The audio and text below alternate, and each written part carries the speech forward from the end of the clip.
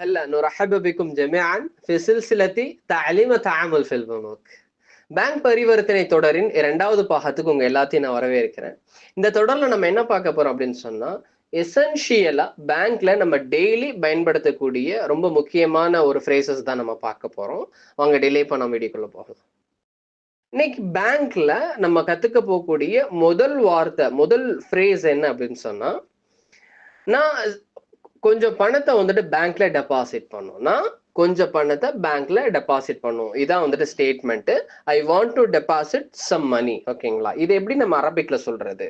So standard அரபிக்ல இதை நம்ம எப்படி சொல்லுவோம் அப்படின்னு சொன்னா, உரீத் இதா பாதல் மால். உரீத் இதா பாதல் மால் அப்படிங்கிறத ஸ்டேட்மெண்ட், இது ஸ்டாண்டர்ட் அரபிக்ல சொல்லுவோம். அப்படின்னா என்ன அர்த்தம்?